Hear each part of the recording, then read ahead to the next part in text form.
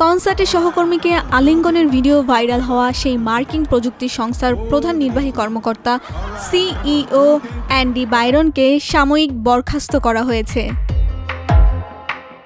Cold play ব্র্যান্ডের কনসার্টের দুই ব্যক্তির ঘনিষ্ঠ মুহূর্তের ভিডিও ভাইরাল হওয়ার পর শুরু হয় ব্যাপক গুঞ্জন। বিবিসির প্রতিবেদনে বলা হয়েছে, ভিডিও ভাইরাল হওয়ার পরপরই কোম্পানির পক্ষ থেকে তদন্ত শুরু করা হয়েছে। তদন্ত চলাকালীন অভিযুক্ত ছুটিতে থাকবেন।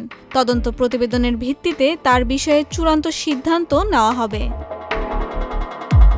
ভিডিওটির শুরুতে বুধবার রাতে কোল্ড প্লে একটি কনসার্টে বড় স্ক্রিনে দেখা যায় তাদের মুখ স্ক্রিনে ভেসে উঠলেই দুজন মুখ নিচু হয়ে লুকিয়ে পড়েন।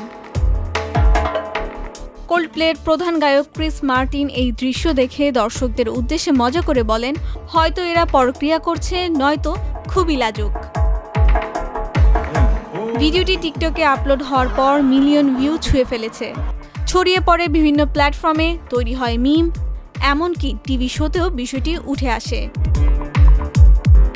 তদন্ত শুরুর ঘোষণা দিয়ে মার্কিন প্রযুক্তি সংস্থা জানায়, তারা তাদের মূল্যবোধে অটল এবং প্রতিষ্ঠানের নেতার কাছে দায়িত্বশীল আচরণের প্রত্যাশা রাখে।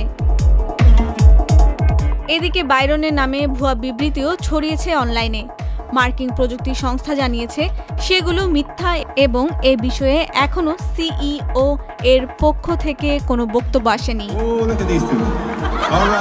অস্থায়ী সিইও হিসেবে নিয়োগ পেয়েছেন প্রতিষ্ঠানের সহ প্রতিষ্ঠাতা ও চিফ প্রোডাক্ট অফিসার পিট ডিজয়।